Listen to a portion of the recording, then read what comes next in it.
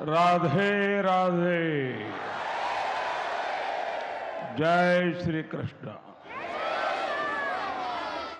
कार्यक्रम में उपस्थित ब्रज के पूज्य संतगण, उत्तर प्रदेश की राज्यपाल आनंदीबेन पटेल, मुख्यमंत्री श्रीमान योगी आदित्यनाथ जी, हमारे दोनों उप मुख्यमंत्री में मंत्रिमंडल के और सहयोगीगण, मथुरा की सांसद बहन हेमा मालिनी जी और मेरे प्यारे ब्रजवासियों, सबसे पहले तो मैं आपकी क्षमा चाहता हूं क्योंकि मुझे आने में विलंब हुआ, क्योंकि मैं राजस्थान में चुनाव के मैदान में था और उस मैदान से अब इस भक्ति वातावरण में आया हूं। मेरा सौभाग्य है कि मुझे आज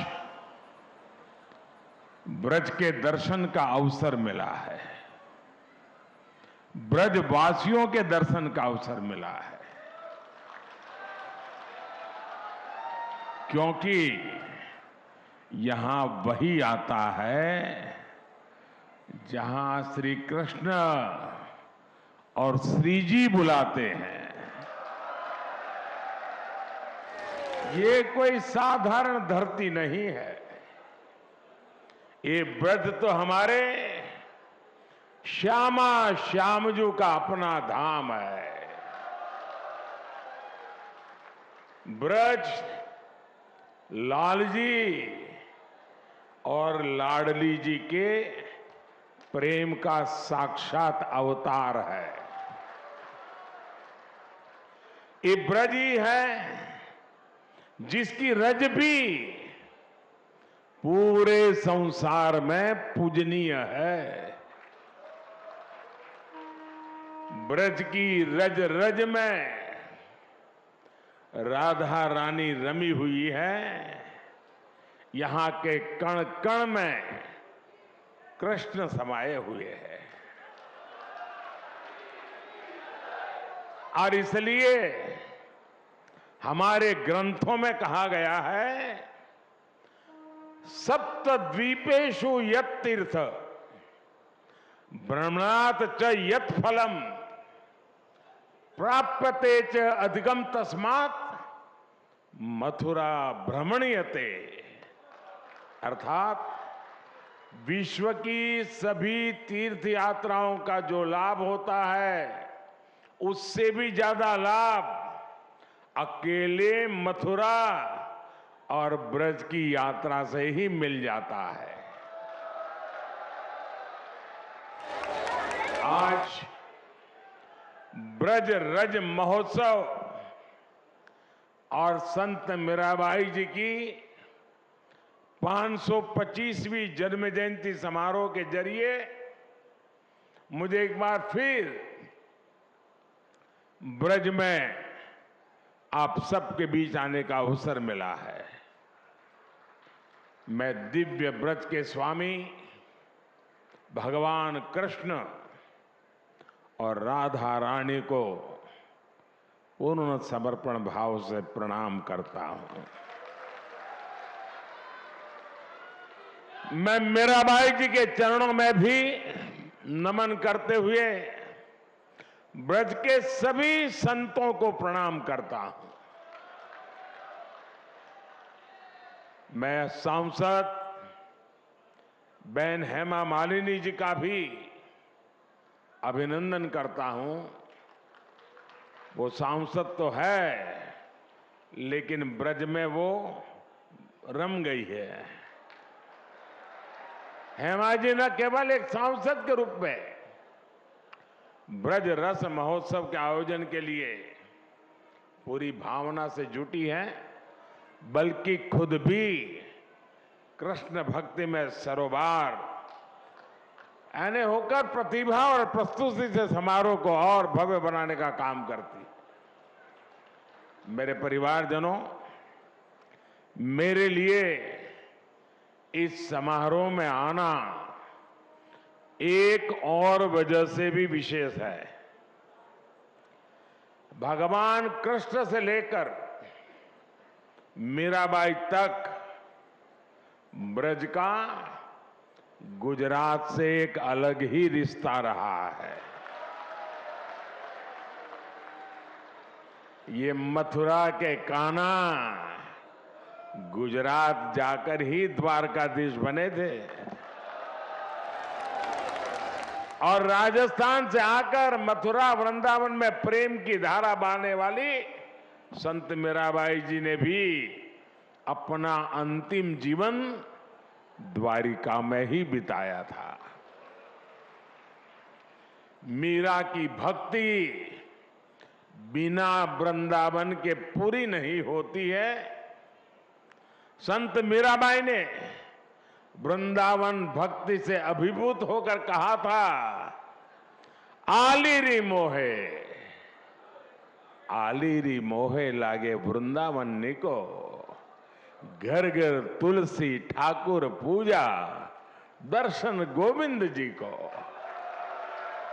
इसलिए जब गुजरात के लोगों को यूपी और राजस्थान में फैले ब्रज में आने का सौभाग्य मिलता है तो हम इसे द्वारकाधीश की ही कृपा मानते हैं। और मुझे तो मां गंगा ने बुलाया और फिर भगवान द्वारकाधीश की कृपा से 2014 से ही आपके बीच में आकर के बस गया, आपकी सेवा में लीन हो गया। मेरे परिवारजनों, मीराबाई का 525वां जन्मोत्सव केवल एक संत का जन्मोत्सव नहीं है, ये भारत की एक संपूर्ण संस्कृति का उत्सव है।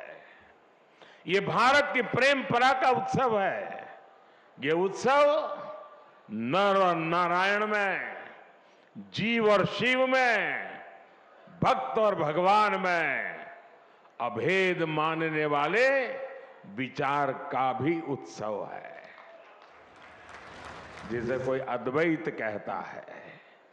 आज इस महोत्सव में अभी मुझे संत मीराबाई के नाम पर स्मारक सिक्का और टिकट जारी करने का सौभाग्य प्राप्त हुआ है।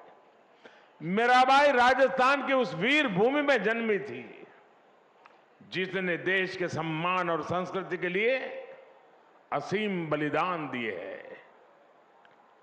84 कोस का ये ब्रजमंडल खुद भी यूपी और राजस्थान को जोड़कर बनता है।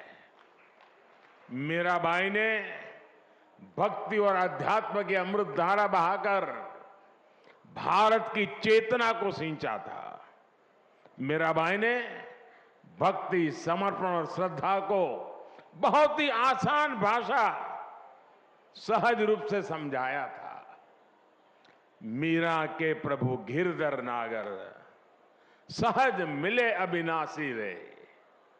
उनकी श्रद्धा में आयोजित ये कार्यक्रम हमें भारत की भक्ति के साथ साथ भारत के शौर्य और बलिदान की भी याद दिलाता है।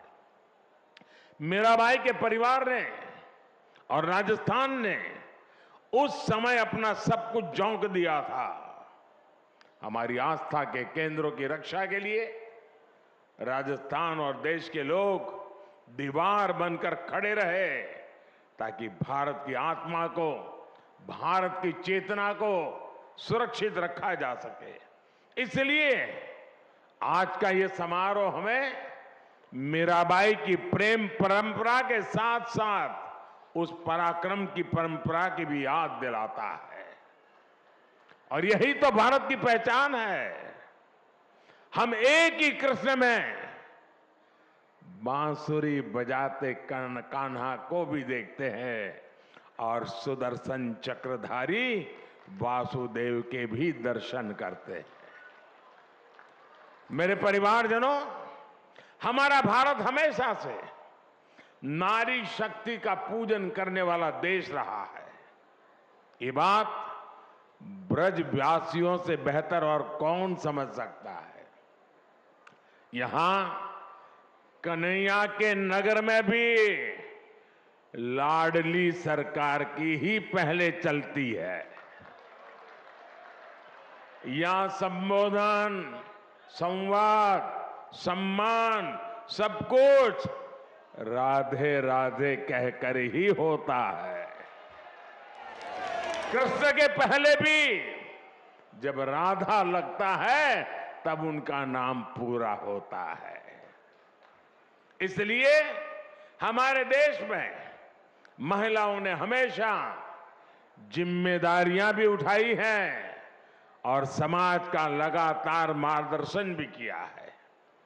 मीराबाई जी इसका भी एक प्रखर उदाहरण रही है। मीराबाई जी ने कहा था, जेतई दिसई धरनी गगन बीच, तेता सब उठ जासी, इस देही का गर्व ना करना, माटी में मिल जासी। यानी तुझे इस धरती और आसमान के बीच जो कुछ दिखाई दे रहा है, इसका अंत एक दिन निश्चित है। इस बात में कितना बड़ा गंभीर दर्शन छिपा है, ये हम सभी समझ सकते हैं। साथियों, संत मीराबाई जी ने उस कालखंड में समाज को वो राह भी दिखाई जिसकी उस समय सबसे ज्यादा जरूरत थी। भारत के ऐसे मुश्किल समय में मीराबाई जैसी संत ने दिखाया कि नारी का आत्मबल पूरे संसार को दिशा देने का सामर्थ्य रखता है। उन्होंने संत रविदास को अपना गुरु माना और खुलकर कहा भी, गुरु मिलिया संत गुरु राव रविदास जी, दीनी ज्ञान की गुटकी। इसलिए मीराबाई मध्यकाल की केवल एक महान महिला ही नहीं थी, बल्कि वो महान समाज सुधारकों और पथ प्रदर्शकों में से भी एक रही। साथियों, मीराबाई और उनके पद वो प्रकाश है जो हर युग में, हर काल में उतने ही प्रासंगिक है। अगर हम आज वर्तमान काल की चुनौतियों को देखेंगे तो मीराबाई हमें रूढ़ियों से मुक्त होकर अपने मूल्यों से जुड़े रहने की सीख देती है। मीराबाई कहती हैं, मीरा के प्रभु सदा सहाई, राखे विघन हटाए, भजन भाव में मस्त डोलती, गिरधर पै बलि जाए। उनकी भक्ति में सरलता है पर दृढ़ता भी है। वो किसी भी विघ्न से नहीं डरती है, वो सिर्फ अपना काम लगातार करने की प्रेरणा देती है। मेरे परिवारजनों, आज के इस अवसर पर मैं भारत भूमि की एक और विशेषता का जरूर जिक्र करना चाहता हूं। ये भारत भूमि की अद्भुत क्षमता है कि जब जब उसकी चेतना पर प्रहार हुआ, जब जब उसकी चेतना कमजोर पड़ी, देश के किसी न किसी कोने में एक जागृत ऊर्जा पुंज ने भारत को दिशा दिखाने का लिए संकल्प भी लिया, पुरुषार्थ भी किया। और इस पुण्य कार्य के लिए कोई योद्धा बना तो कोई संत बना। भक्ति काल के हमारे संत इसका अप्रतिम उदाहरण है। उन्होंने वैराग्य और विरक्ति के प्रतिमान गढ़े और साथ ही हमारे भारत को भी गढ़ा। अब पूरे भारत को देखिए, दक्षिण में आलवार संत और नायनार संत थे, रामानुजाचार्य जैसे आचार्य थे। उत्तर भारत में तुलसीदास, कबीरदास, रविदास और सूरदास जैसे संत हुए, पंजाब में गुरु नानक देव हुए, पूरब में बंगाल के चैतन्य महाप्रभु जैसे संतों का प्रकाश तो आज पूरी दुनिया में फैल रहा है। पश्चिम में भी गुजरात में नरसिंह मेहता, महाराष्ट्र में तुकाराम और नामदास जैसे संत हुए। सबकी अलग अलग भाषा, अलग अलग बोली, अलग अलग रीति रिवाज और परंपराएं थी, लेकिन फिर भी सबका संदेश एक ही था, उद्देश्य एक ही था। देश के अलग अलग क्षेत्रों से भक्ति और ज्ञान की जो धाराएं निकली, उन्होंने एक साथ मिलकर पूरे भारत को जोड़ दिया। और साथियों, मथुरा जैसा ये पवित्र स्थान तो भक्ति आंदोलन की इन विभिन्न धाराओं का संगम स्थान रहा है। मलुकदास, चैतन्य महाप्रभु वल्लभाचार्य, स्वामी हरिदास, स्वामी हित हरिवंश प्रभु जी जैसे कितने ही संत यहां आए। उन्होंने भारतीय समाज में नई चेतना फूकी, नए प्राण फूके। ये भक्ति यज्ञ आज भी भगवान श्री कृष्ण के आशीर्वाद से निरंतर जारी है। मेरे परिवारजनों, व्रत के बारे में हमारे संतों ने कहा है, वृंदावन सो वन नहीं, नंद गांव सा गांव, बंसी वट सो वट नहीं, कृष्ण नाम सो गांव। अर्थात वृंदावन जैसा पवित्र वन कहीं और नहीं है, नंदगांव जैसा पवित्र गांव नहीं है, यहां के बंशी वट जैसा वट नहीं है, और कृष्ण के नाम जैसा कल्याणकारी नाम नहीं है। ये व्रत क्षेत्र भक्ति और प्रेम की भूमि तो है ही, ये हमारे साहित्य, संगीत, संस्कृति और सभ्यता का भी केंद्र रहा है। इस क्षेत्र ने मुश्किल से मुश्किल समय में भी देश को संभाले रखा, लेकिन जब देश आजाद हुआ तो जो महत्व इस पवित्र तीर्थ को मिलना चाहिए था,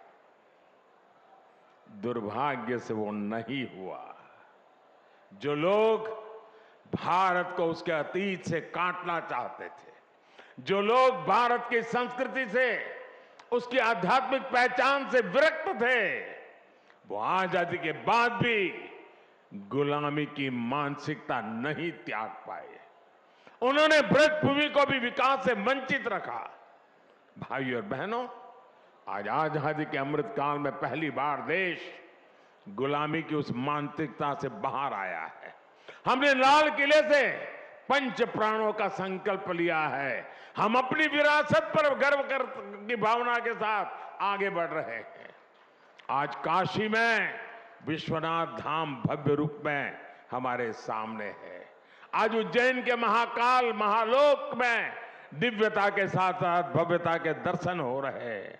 आज केदार घाटी में केदारनाथ जी के दर्शन करके लाखों लोग धन्य हो रहे हैं। और अब तो अयोध्या में भगवान श्री राम के मंदिर के लोकार्पण की तिथि भी आ गई है। मथुरा और ब्रज भी विकास की इसकी दौड़ में अब पीछे नहीं रहेंगे। वो दिन दूर नहीं जब ब्रज क्षेत्र में भी भगवान के दर्शन और भी दिव्यता के साथ होंगे। मुझे खुशी है कि ब्रज के विकास के लिए उत्तर प्रदेश ब्रज तीर्थ विकास परिषद की स्थापना की गई है। ये परिषद श्रद्धालुओं की सुविधा और तीर्थ के विकास के लिए बहुत से काम कर रही है। ब्रज रज महोत्सव जैसे कार्यक्रम विकास की इस धारा में अपना प्रकाश भी बिखेर रही है। साथियों, ये पूरा क्षेत्र कान्हा की लीलाओं से जुड़ा है। मथुरा, वृंदावन, भरतपुर, करौली, आगरा, फिरोजाबाद, कासगंज, पलवल, बल्लभगढ़ जैसे इलाके अलग अलग राज्य में आते हैं। भारत सरकार का प्रयास है कि अलग अलग राज्य सरकारों के साथ मिलकर हम उस पूरे इलाके का विकास करें। साथियों, ब्रज क्षेत्र में देश में हो रहे हैं बदलाव, ये विकास केवल व्यवस्था का बदलाव नहीं, ये हमारे राष्ट्र के बदलते स्वरूप का, उसकी पुनर्जागृत होती चेतना का प्रतीक है। और महाभारत प्रमाण है कि जहां भारत का पुनरुत्थान होता है, वहां उसके पीछे श्री कृष्ण का आशीर्वाद जरूर होता है। उसी आशीर्वाद की ताकत से हम अपने संकल्पों को पूरा करेंगे और विकसित भारत का निर्माण भी करेंगे। एक बार फिर आप सभी को संत मीराबाई जी की 525वीं जयंती पर मैं बहुत बहुत शुभकामनाएं देता हूं, बहुत बहुत धन्यवाद देता हूं। राधे राधे। जय श्री कृष्ण।